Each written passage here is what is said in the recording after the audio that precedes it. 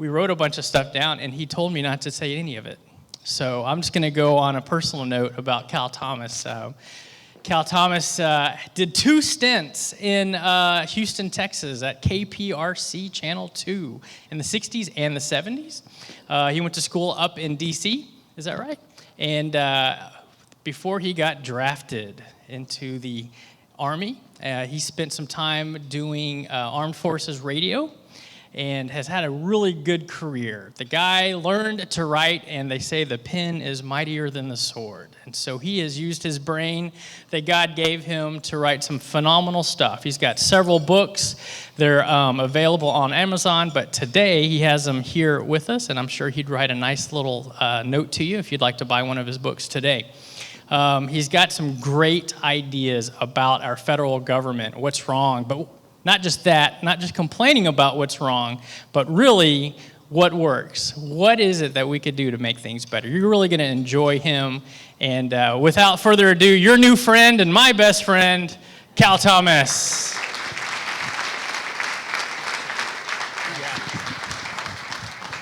Thank you, Sam. When I lived in Washington, I used to say, happy to be here today from Washington, D.C., where the only politicians with conviction are in prison. But now that I'm living in Key Largo, Florida with my lovely wife of 1 year plus a couple of months, we were high school classmates. Oh, yeah, thank you, okay. And so now I can't say that anymore, though when I did come to speak in Orlando and I lived in Washington, I said I was happy to come from one Mickey Mouse operation to another. I have to ask your indulgence for a moment to talk about Houston and Texas. The state is not just a state. It's a state of mind. I never knew that till I lived here. I came here in 1968. My first night was spent in the YMCA in Louisiana Avenue, where all the trainmen hung out. I neglected to ask the news director to pay for my expenses, so I had to pay for my own. Fresh out of college, I had the incredible privilege of working for the greatest boss I've ever had, Ray Miller. Eyes of Texas. He taught me how to write, taught me how to avoid cliches, and taught me how to speak the language, like fixing to go places. And all is a black substance that comes out of the ground.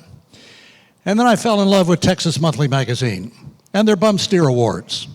2 of my favorites. They gave one to Dolph Briscoe as governor for appointing a dead man to office. They gave another one to, my favorite picture, 2 UT cheerleaders standing on either side of a Longhorn, and the Longhorn had just relieved himself. And the caption was, "Thank God UT is not number 2." I always loved that one. That was a really good one. Yeah. Names like Marcella Perry of Height Savings, the crazy councilman Frank Mann, who referred to people who lived in the Montrose area as oddwads. Got him into a little controversy there. Covering the medical center, getting to know Denton Cooley and Michael DeBakey, separately, of course. You're familiar with their rivalry. Watching them actually perform in the operating room. What an amazing thing. And then, of course, the space base, and being here during the Apollo program and meeting many of the astronauts. And one of my favorite pictures is in Mission Control with me sitting there at one of the computers doing a live shot for Channel 2. Those were the days of Larry Rasco, Bill Ennis, Bill Worrell, Ted Shaw, who was hoping to be here today, my weather guy on the weekends when I anchored the show on Saturday nights. And then we had, of course, later Ron Stone. But even though he didn't work for us, my all-time favorite was Marvin Zindler, Eyewitness News, and slime in the ice machine, and throw down roaches, and all that good stuff. We just watched that in wonderment. This is why we became journalists.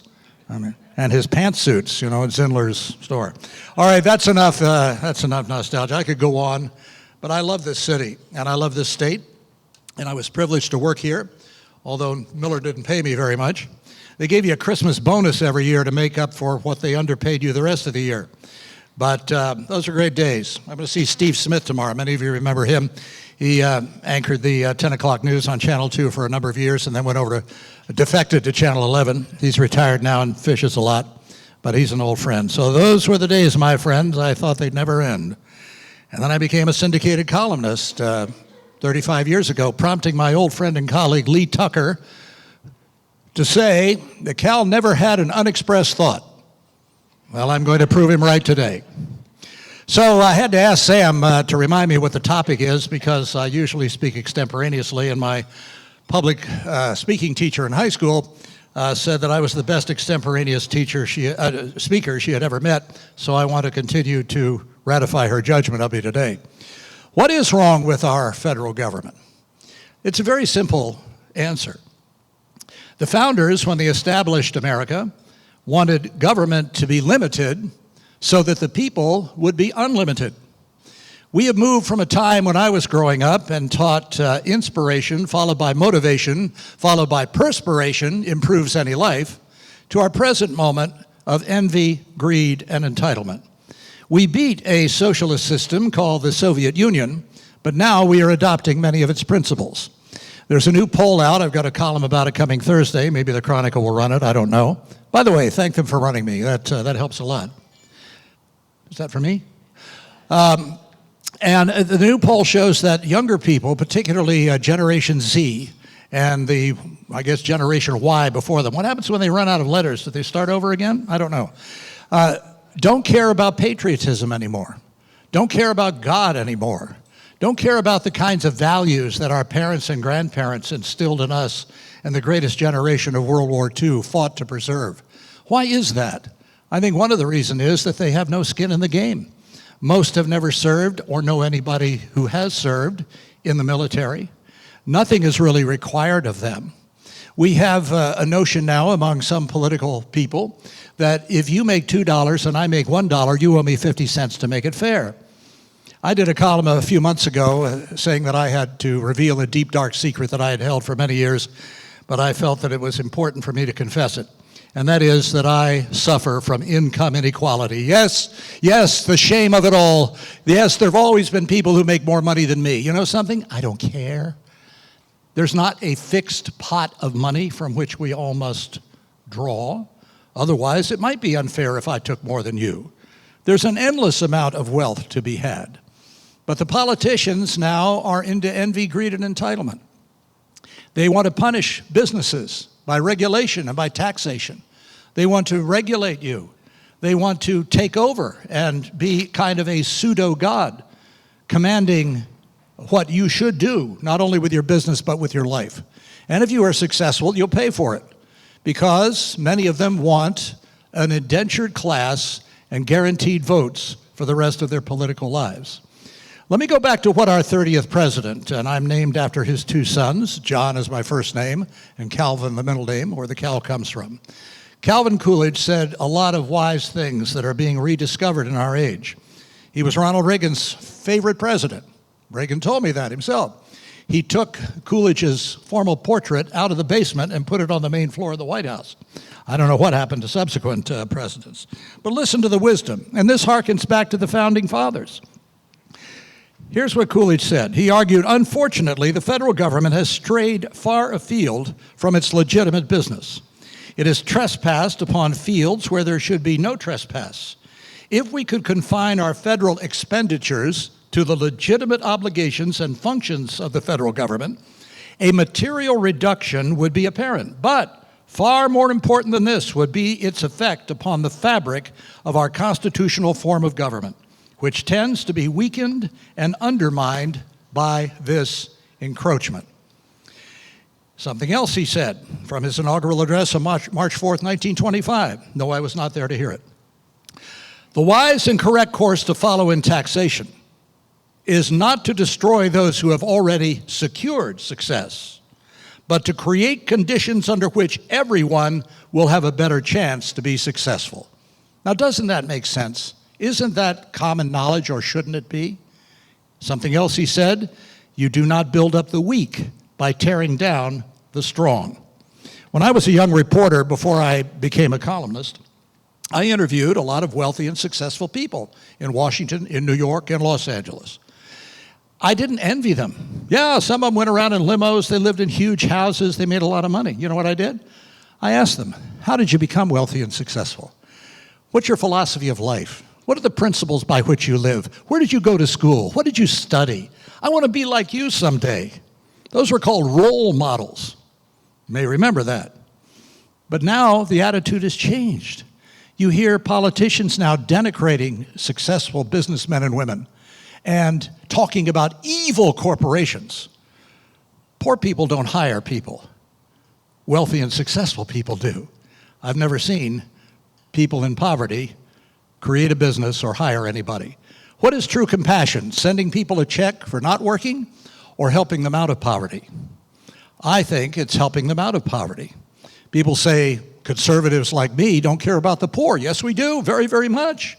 There's nothing better than a story of success. I once was blind, but now I see is one of the great statements of all time. Unfortunately, the secular progressives want this guaranteed undercurrent because it creates votes for them. And human nature would tell you that a lot of people would rather receive a check than earn a check. Some more wisdom from President Coolidge. The property of the people belongs to the people. To take it from them by taxation cannot be justified except by urgent public necessity. Unless this principle be recognized, our country is no longer secure, our people no longer free. Coolidge understood something our generation has forgotten. Economy, prosperity, and property are connected to freedom and liberty. A government which requires of the people the contribution of the bulk of their substance and rewards cannot be classed as a free government or long remain as such. In his inaugural address on March 4th, 1925, he also said this: the collection of any taxes which are not absolutely required, which do not beyond reasonable doubt contribute to the public welfare, is only a species of legalized larceny. Under this republic, the rewards of industry belong to those who earn them.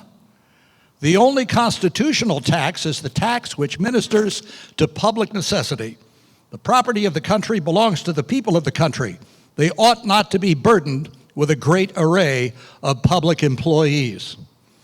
One of my favorite lines when it snows in Washington, and I'm not talking about the snow jobs from the politicians, real snow from the sky, and the government shuts down, and you hear on the radio, only essential people need to report for work. Find out who they are, keep them, and get rid of the rest. Makes sense, doesn't it? So government has become dysfunctional, and by the way, I think we should change the initials following Washington, which are D.C., from District of Columbia to Dysfunctional City. Why has it gotten this way? Well, let me tell a story about one of my old friends, the late Senator George McGovern of South Dakota. Democrat, presidential candidate, 1972, lost 49 states. But we went out and used to go out and have civil debates. When George lost in the 1980 election along with four other senators in the Reagan Revolution, the Reagan landslide, he hadn't done anything since coming back from World War II other than public service.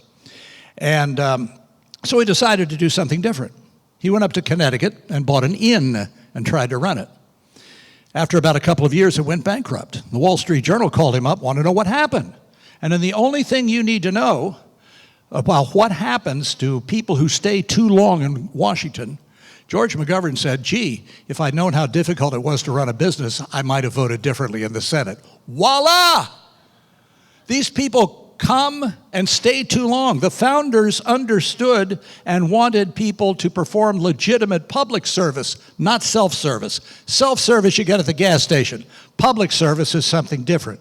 And they came from farms, and they came from law offices, and they came from businesses, and they came from school boards and others to serve their country for a limited time, and then went back to their real jobs. But today, they never go. They come and they stay forever. Patrick Leahy of Vermont bragged the other day, I've been here 40 years. That's the problem, Senator. That is the problem, nothing to brag about. So we need term limits. Unfortunately, the people who would have to vote them in are the ones who benefit from not having them now. I'm a political environmentalist. I believe in recycling trash and Congress for the same reason, because each left too long in one place begins to emit a foul odor. We need to get them out before they get infected. government programs. Reagan used to say the only proof of eternal life in Washington is a government program. It's easier to kill a vampire. And by the way, you know the definition of politics? Poly means many, ticks are blood-sucking insects. I give you that. Here's my solution to this. Now, Sam said he's going to provide some solutions, and I do in my book, What Works, which also contains a wonderful chapter on my hate mail that you'll love. From tolerant, open-minded, pluralistic, pro-academic freedom, tolerate everybody's ideas except mine.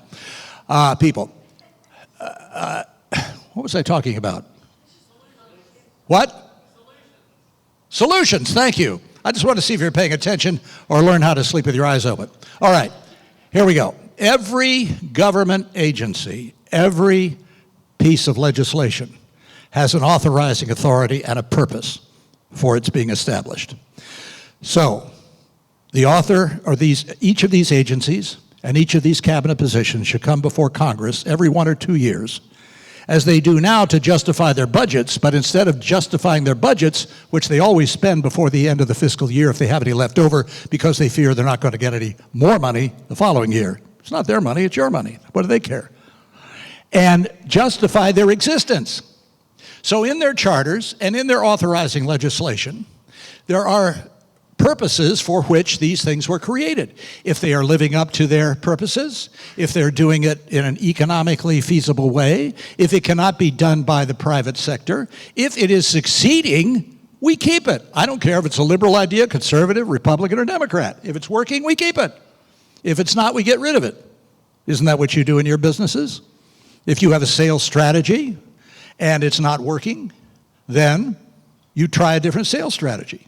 If you own a gas station and the prices are too high and you get complaints from customers that the restrooms are not clean and the lighting is bad so people don't feel safe filling up at night, and a competitor opens across the street with better lighting, lower prices, and cleaner restrooms, and you start losing business, are you going to stand there and say, I don't care about those people, I like my gas station the way it is? You'd be crazy to do that. But only in Washington does it not matter. It doesn't matter if it's a failed program. It doesn't matter if the cabinet agency is not performing up to snuff. They keep it anyway. And my wonderful colleagues in the media, you know the game they play. If anybody tries to cut the rate of increase in spending, not the spending, but the rate of increase, they are denounced as uncaring, hating children, or wanting to push grandma over the cliff. This really came home a few years ago when Paul Ryan, when he was Speaker of the House, came up with a serious plan to do what everybody knows needs to be done, to reform Social Security and Medicare so that they're around for future generations. It had some flaws, but it was a serious plan. You know what some people did opposed to that? Maybe you remember. They hired an actor who they thought looked like Paul Ryan, but didn't really. And he was pushing an old woman in a wheelchair over the cliff. And that was their response to a serious plan to reform Social Security and Medicare. When George W. Bush tried to do this, of course, he was denounced as, wanting to euthanize old people and all the usual stuff. The great power of the media is to fashion issues the way they want, and it's really sad. Another thing about race relations, they're said to have gotten worse under this president. I don't quite understand. I understand the language. I understand the problem. I grew up in segregated Washington. It was a horrible time. I covered many of the civil rights protests. I was at the Lincoln Memorial. I was 19 years old during Martin Luther King's I Have a Dream speech. Powerful, incredible. Never seen anything like it. Changed my whole attitude about race relations because I grew up in a mostly white suburb. First African Americans I knew were our maid and later when I played basketball in college. It wasn't deliberate, it's just the way it was, as they said. But we have the lowest African American unemployment in 40 years, lowest unemployment among women, the lowest unemployment among Hispanics. Why isn't this being covered? Why isn't this being touted? I'd made some recommendations in my column. I said the president ought to get these people on stage and say, I didn't have a job before, now I have a job, and thank you, Mr. President. American people like success stories. They like positive things. They don't like negative things. That's why I wish the president would get off the tweets and, start being positive instead of criticizing and attacking everybody. You don't have to do that. If you got a record on your side, then tout the record. Let it speak for itself. But our politics has become so nasty. And I mean, I was around during the Vietnam War, and it was nasty then too. I wasn't around during the Civil War, but from what I read, I hear that was nasty too. But we don't have to, we're not each other's enemies, as Lincoln said in his first inaugural address. And if we do not make this experiment work, you know, this is what my forthcoming book is about, by the way, in January, called America's Expiration Date: The Fall of Empires, Superpowers, and the United States. It's based on an essay by the late British diplomat Sir John Glubb, who studied history and decided that the average age of empires and superpowers, with few exceptions, although those exceptions followed the same pattern, was 250 years. And on July 4, 2026, the United States will be 250 years old. Now, I'm not going to be wearing sandwich boards and grow a beard that, you know, says the end is near. But I am saying that there's nothing to prevent the United States, as Reagan used to say, we're only one generation away from losing it all. This country of ours is unique in all of human history. There's never been anything like it. But it has to be renewed like a library book, or it will expire. We have to invest in a new generation, the principles and traditions and beliefs and values and faith that were passed down to us, or we're going to lose it. It's just a fact. And in Sir John Glubb's incredible essay on which my book is based, available for pre-order on Kindle now, the last stage before the collapse of these superpowers and other entities is decadence. And here's how he defines decadence: uncontrolled immigration without assimilation, massive national debt, 22 trillion and counting, and some candidates for president want to spend even more, a loss of a sense of God and religious faith. The latest Wall Street Journal NBC News poll shows that that is happening among Generation Z and the generation just before. All of these things are happening now. And if we don't act, and if we don't elect the kind of people to public office who believe in these things and are unafraid of the demagogues who will denounce them for trying to correct them, we're finished. Lincoln used to say, our greatest threat is not from enemies without, it's from enemies within. I believe that.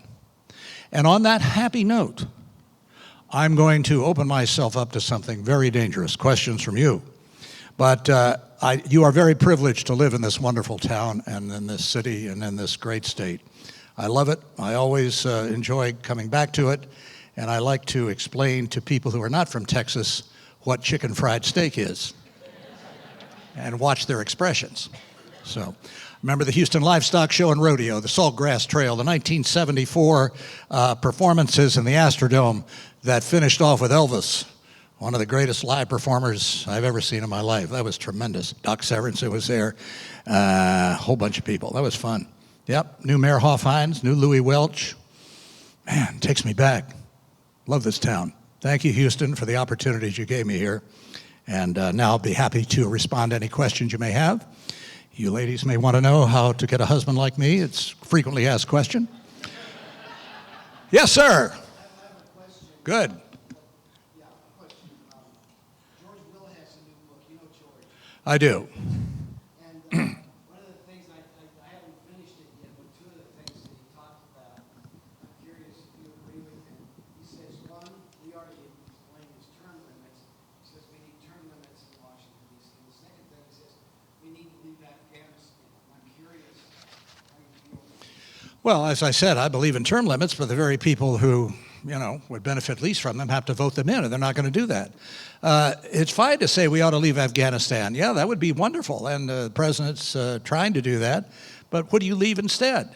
Now, you're going to believe the Taliban in these negotiations? You know, anybody who seriously reads or understands the Quran and what Rouhani and the Ayatollahs and the other leaders in that region believe, they have a right to lie to not only a right, they have a command to lie to the infidels, that would be us, most of us who are not Muslims.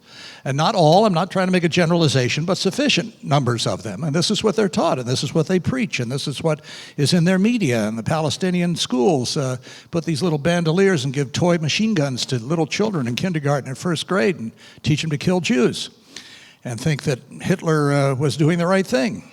I'm not making this up. This is all out there in public for you to research yourself. But we in the West just, And they have a lot of patience. They've already said they're willing to keep at this for 100 years or whatever it takes, because they believe their God has commanded them to exterminate the Jews, get rid of Israel, which they regard as an interloper and an illegal occupier, and to basically impose Sharia law on the world.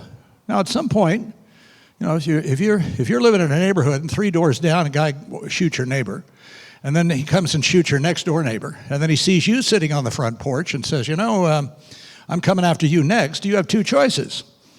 You can go grab your gun and defend yourself, or you can die too. And I'm just afraid that, what Margaret Thatcher said is coming true. We in the West make a mistake when we transpose our morality on those who don't share it. Like, well, we're all human beings, so we should all feel the same. And I think this is, one of the big mistakes that several administrations have made. The idea that, if we can just get hotels in North Korea, if we can open up the economy in Iran, then they're going to want to live like us. No, that's not true. They see us as the problem, not the solution. So I forget what the question was, but I enjoyed the answer. It's called rope-a-dope. Yes, Sam. You got to rub shoulders with presidents and vice presidents. Any examples of some of their policies that you kind of miss?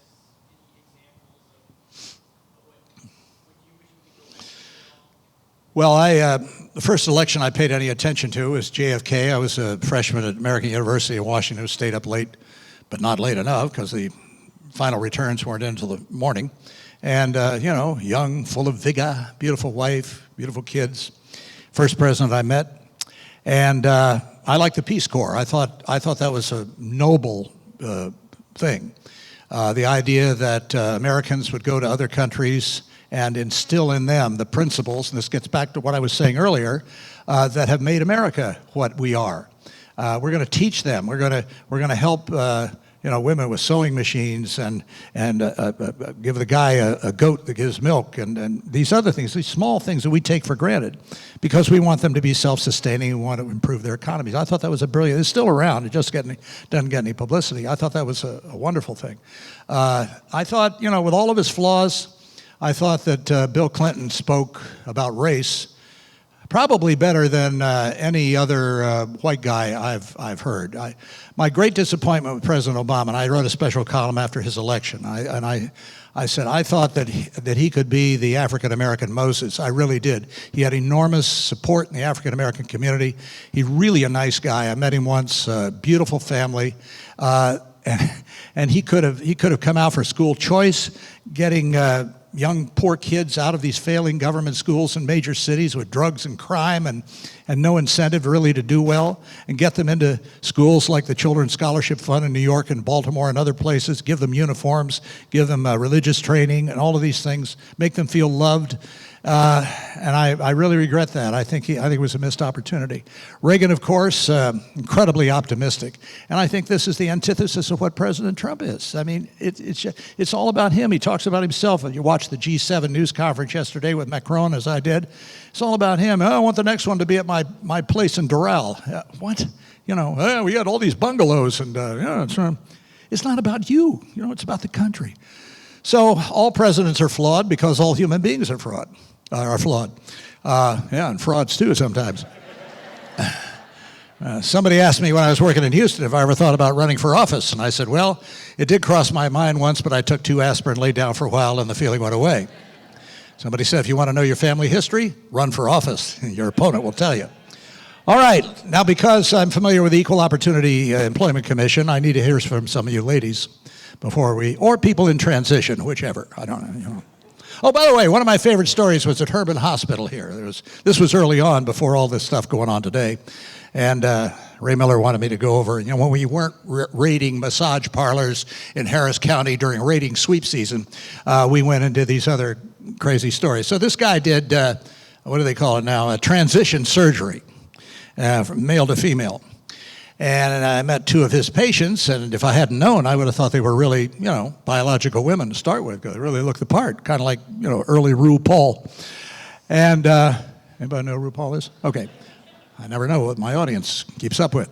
And so, I looked at it. So I did an interview with him, and I said, hey, do you ever go the other way, female to male? He said, no. I said, why not? He said, tough to get parts. I said, well, okay. I wouldn't want that on my donor card. I don't know about you guys. So, I covered a lot of great stories here. Yes. Who, what, where, why? Oh, hi. Tell me your name again. You're a new member of the chamber, right? Bless your heart. Yeah.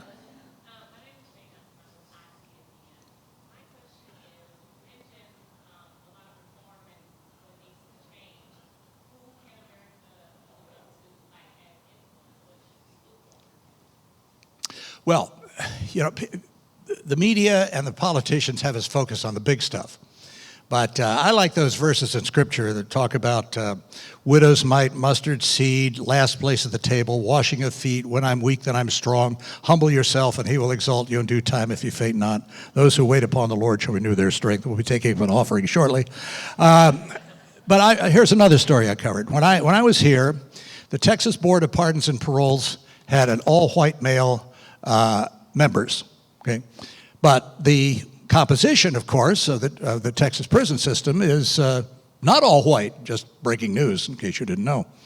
And so through some of my reporting, I was able to get, or to persuade, or to encourage the board to pick an African-American woman named Selma Wells. She and her husband, Sonny, operated a kind of quasi-halfway house for people coming out of the Texas prison system. And I never forget her first speech to the inmates. She said, now all you people who think just because I look like you, you're going to get a special break, you got another thing coming. Sounded like some people's grandmas. But that was really good. I was really proud of that. And then I was able to, I met at the time a African-American prisoner named Raymond Hayes, who was a 5-time loser who was in for life. And I did some stories on him and managed to get him paroled. And took care of him, because I lost touch with him a number of years ago, unfortunately. But these are little things that individuals can do. If you see a problem, you're talking to fellow members of the chamber, and you have somebody, I've got a relative or something who's struggling with drugs or other forms of addiction or depression or whatever, and maybe you know somebody, or maybe you yourself have been through this, and maybe you can go meet with them and encourage them. These little things bubble up and influence culture. But if you start at the top, the likelihood that you're going to have any success is very, very limited, because you don't have the power to start at the top. And even if you did, even if you're president of the United States, we have a 3-part government that checks each other, and it's very difficult. So I'm all about telling positive stories. America is a positive story. It's about overcoming. It's not about envy. It's not about negativity. It's about positive things. And so if you see a problem, go solve it yourself and be an influence and role model for other people to do the same. If you see somebody who is struggling, out of job, out of work or whatever, go help them. I'm all for single women and minority communities or whatever. Yeah, I'm for my tax dollars going to help them with daycare while they finish, get their education and get a real job. I don't have a problem with that, as long as the goal is a positive one. And I think, we can inspire others to follow our example. So be an example and see what happens. Good question. Thank you. Yes, sir. Hi. Good morning. I was curious. Earlier you were talking about national pride and exceptionalism. How would you motivate the younger generation back around national pride and a certain amount of exceptionalism? Well, America has always been a story. And you remember when Tom Brokaw's book came out, The Greatest Generation. He did a follow-up on letters from the Greatest Generation. These were children and grandchildren of my wife's and my parents' generation who didn't know very much about their parents and grandparents of that generation because they didn't talk about it. They talk about it to other veterans, but they wouldn't talk about it to anybody else. It was really hard to get information about what they did in the war out of them. So I would say tell their stories. Tell your own story. Again, inspiration is you can't do this in any other country. Only in America can you do this to the extent that we do it. Tell their stories. I mean, if they're, lazy, staying in bed till 10 o'clock, first of all, get them out of bed. And, I don't think anything succeeds like example. Here's what you can be. Here's what you can become. And here's how to do it. And here's how I did it. And encourage them. I mean, you can't force anybody to do anything. Anybody who has teenagers knows that, right? But you can set an example and be consistent. The first thing a young person sees through is hypocrisy. And while my kids were going through some difficult times, the only thing they couldn't accuse me of is inconsistency. I lived by what I believe, the principles and the faith in which I believe. And so they all came back, thankfully. And I hope that that consistent example was part of it. So, be an example. Good question, though. Anybody else? I want to thank law enforcement for being here today. Really appreciate you guys. I say that.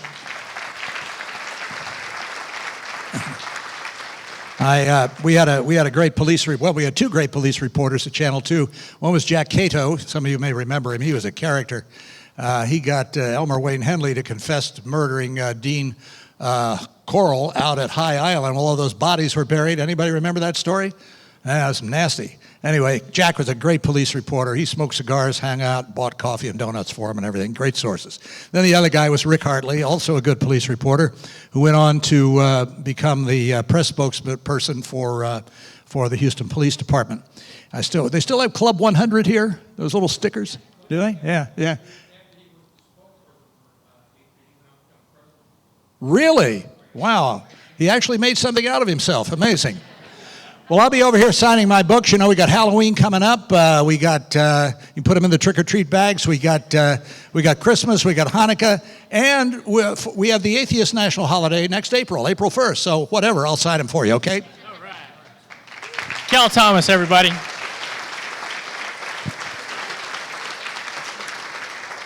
A good man. I hope you learned some stuff today.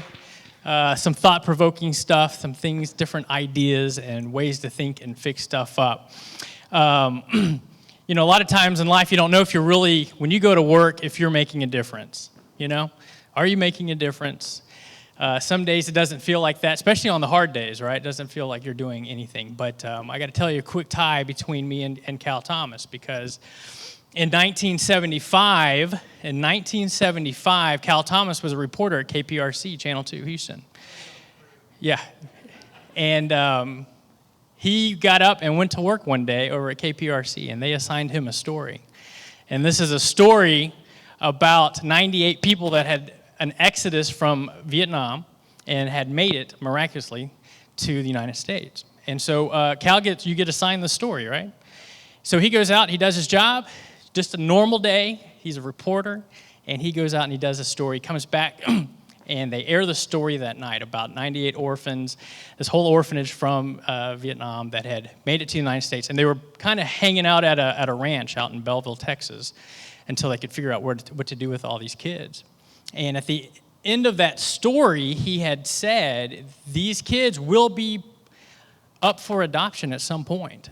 And if you are interested in adopting these kids, these Vietnamese orphans, you need to let West Memorial Baptist Church, the people there, know. You need to do that. And that night on KPRC, there was a couple in West Houston, Herb Schrade and Betty Schrade and their daughter, Suzanne Schrade, that were watching the news that night. And in 1975, they were watching the news in April of 1975, and the rest is kind of history. Fortunate for me, I was adopted because of one of the... Thank you. Cal was just going to work. Cal was making a difference, and little did he know that story would make a difference in 98 lives that day. And so I have a real neat tie with Cal, and I really appreciate that, so that I hit the jackpot, because the Herb and Betty Schrade and Suzanne that raised me in West Houston took me to church and taught me a language. I didn't know the language, and taught me how to be a patriot. I became an American citizen when I was 13 years old. And so I think it turned out pretty good. It turned out really well, right? So Cal, if you'll step up here real quick, I got a quick presentation, just a quick token of my appreciation, as well as the city of Humble. They have created a proclamation, and I'm not going to read the whole thing because it's really long, okay? But with the power invested in me, not really. But on behalf of the city of Humble, the mayor, Merle Ahrens, city manager Jason Stubbe, and the whole crew, they have deemed today, August 27, 2019, Cal Thomas Day. Oh, man. How about that?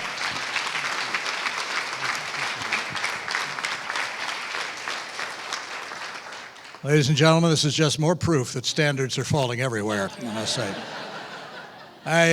This is really great. I didn't know some of that, but it goes back to your question about what can you do. Just one thing. I mean, I just did it where I was. You can't do it where you're not. And I hope that's been some kind of an inspiration. Sam told me that some of these orphans have gone back as successful businessmen and women to Vietnam and built an orphanage themselves and built a church. And so the cycle continues. This is just, I didn't know some of this until he told me today. What an incredible blessing. So, God can use anybody, even a tall guy.